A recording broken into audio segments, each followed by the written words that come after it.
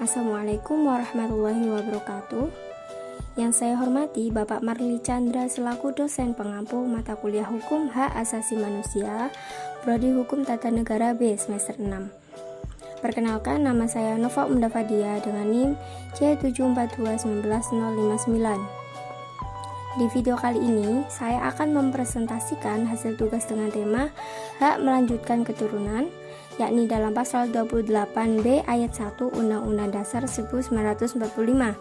Kemudian nantinya hak tersebut dianalisis dalam pasal DUHAM 1948, ada dalam ICCPR dan ICISCR. Sebagai wujud penghormatan atas hak asasi manusia, Undang-Undang Dasar Negara Republik Indonesia 1945 telah mengamanatkan pengakuan, penghormatan, dan perlindungan HAM dalam penyelenggaraan kehidupan bermasyarakat, berbangsa, dan bernegara. Salah satu dari hak asasi manusia tersebut ialah hak untuk melanjutkan keturunan sebagaimana diatur dalam pasal 28B ayat 1 yang berbunyi, setiap orang berhak membentuk keluarga dan melanjutkan keturunan melalui perkawinan yang sah. Artinya, setiap orang mendapatkan hak dan perlakuan yang sama untuk melanjutkan keturunan melalui perkawinan yang sah.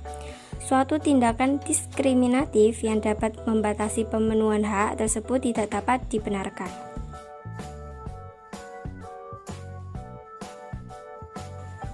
Jaminan hak untuk melanjutkan keturunan dalam Hukum Hak Asasi Manusia Nasional, yakni dalam rangka menjalankan amanat Undang-Undang Dasar Negara Republik Indonesia 1945, Majelis Permusyawaratan Rakyat atau MPR mengeluarkan TAP MPR nomor 17/MPR/1998 tentang hak asasi manusia, yang mana pada pasal 2 lampiran piagam hak asasi manusia menyebutkan bahwa setiap orang berhak membentuk keluarga dan melanjutkan keturunan melalui perkawinan yang sah.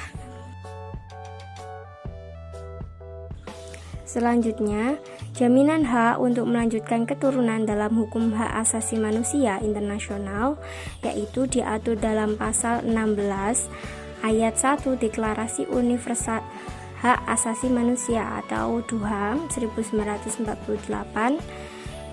Kemudian yang kedua ada pasal 23 ayat 2 Kovenan Internasional tentang Hak-Hak Sipil dan Politik atau ICCPR.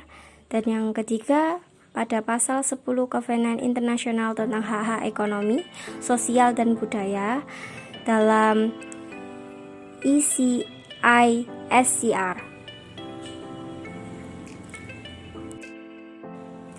Dalam pasal 16 ayat 1, yakni DUHAM, laki-laki dan perempuan yang sudah dewasa dengan tidak dibatasi kebangsaan, kewarganegaraan, atau agama berhak untuk menikah dan untuk membentuk keluarga. Mereka mempunyai hak yang sama dalam soal perkawinan di dalam masa perkawinan dan perceraian. Berdasarkan ketentuan di atas, berarti setiap orang memiliki hak yang sama untuk melanjutkan keturunan dan membentuk suatu keluarga di dalam perkawinan. Pasal 16 ayat 3 DUHAM menerangkan bahwa keluarga adalah kesatuan yang alamiah dan fundamental dari masyarakat dan berhak mendapatkan perlindungan negara.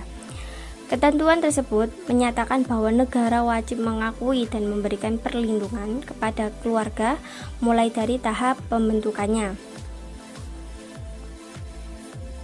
Sebagai tindak lanjut dari DUHAM, pasal 23 ayat 2 ICCPR mengakui hak laki-laki dan perempuan yang berada di dalam usia perkawinan untuk menikah, termasuk menjamin kebebasan untuk melanjutkan keturunan dan membentuk keluarga sebagai bagian dari hak asasi manusia.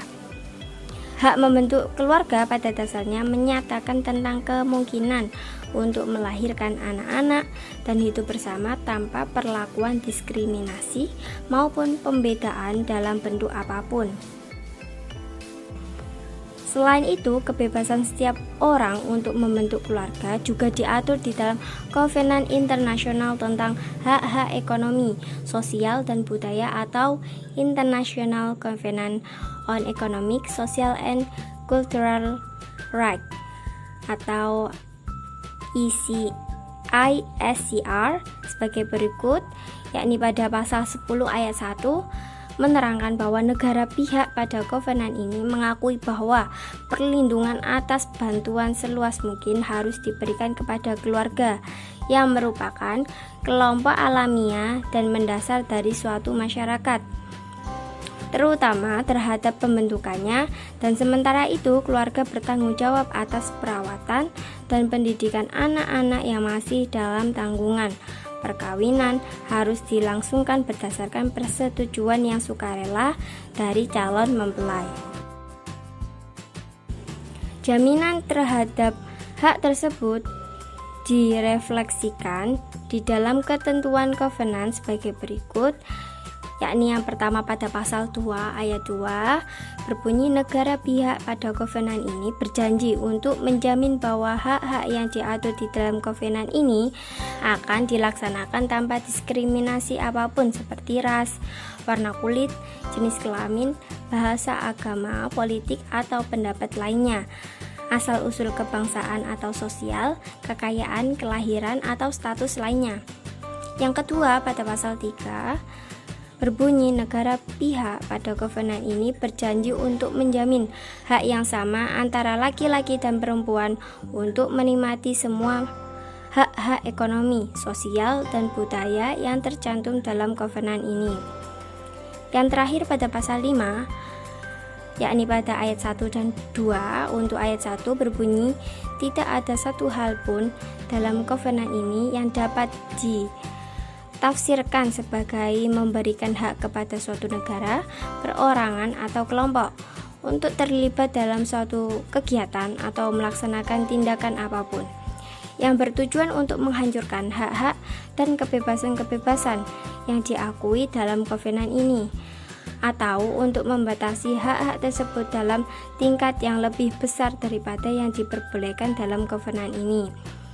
Ayat kedua menjelaskan tidak ada satupun pembatasan atau pengurangan hak asasi manusia yang mendasar yang diakui atau berada di negara manapun berdasarkan kekuatan hukum, konvensi, peraturan, atau kebiasaan akan diterima dengan alasan bahwa kovenan ini tidak mengakui hak-hak tersebut atau mengakuinya pada tingkat yang lebih rendah.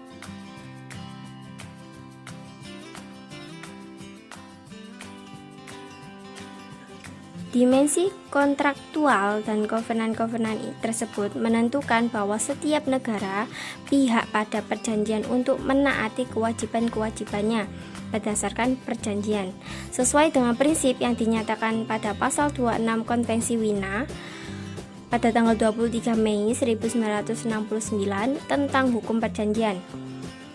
Berbunyi, negara-negara pihak diwajibkan untuk melaksanakan kewajiban-kewajibannya berdasarkan konvensi dengan iktikat baik atau Pacta Sunt Servanda. Lebih lanjut, ketentuan pasal 27 menegaskan bahwa suatu negara pihak tidak dapat menggunakan ketentuan-ketentuan dalam hukum nasionalnya sebagai alasan atas kegagalan dalam melaksanakan perjanjian. Dengan demikian, maka kebijakan-kebijakan yang dibuat oleh negara baik dalam pengaturan maupun pelaksanaan harus mendukung pemenuhan hak asasi manusia.